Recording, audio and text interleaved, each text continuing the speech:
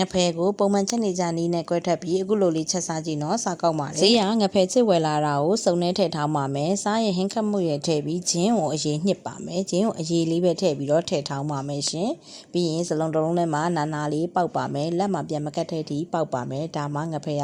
ထုတ်လေးနေတာပါအခုနအရေးညှစ်ထားတဲ့ဂျင်းကိုဟင်းနဲ့ထည့်ချက်ပါမယ်ချက်သွန်လေးကိုထောင်းထားမယ်ခရမ်းညင်လေးကိုပပလှီးထားပါမယ်ရှင်ပြီးရင်အိုးထဲကိုငဖဲထည့်ကြော်ပါမယ်စီကိုအလဲအလတ်ပဲထားပါစီအရမ်းမပူတဲ့အချိန်မှာငဖဲထည့်ပြီးတော့ကြော်ပေးပါဒါမှငဖဲကထုတ်လေးနဲ့ပျော့ပျော့လေးနေတာပါ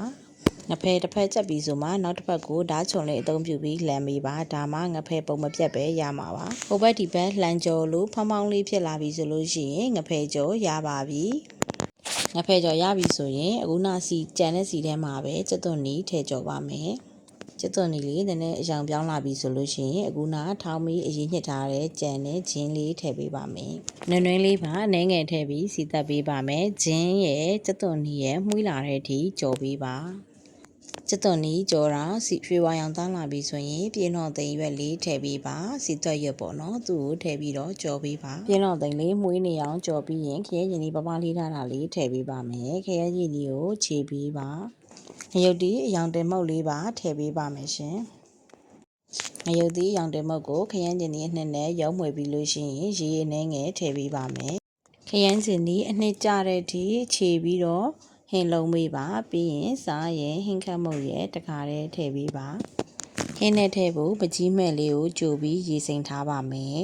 ခရမ်းကျင်သီးလေးကြေသွားပြီးဟင်းအားစီပြန်လာပြီဆိုရင်အခုနာရေစိမ်ထားတဲ့မကြီးမဲ့လေးကိုရေဖြော်ပြီးတော့ထည့်ပေးပါငဖဲကိုအရင်ထည့်မချက်သေးပဲနဲ့ဟင်းအနှစ်ကိုချင်းချင်းလေးရအောင်အရင်ချက်တာပါမကြီးမဲ့လေးကိုဟင်းအနှစ်ထဲမှာတေချာလုံးပြီးချက်ပေးပါစီပြန်တဲ့အထိတည်ထားပေးပါငဖဲဟင်းလေးချင်းချင်းလေးနဲ့ထုတ်ကလေးနေအောင်လို့အချင်ကိုအရင်ထည့်ပြီးချက်တာပါစီပြန်လာပြီဆိုရင်အခုနငဖဲကြော်ထားတာလေးတွေထည့်လိုက်ပါမယ်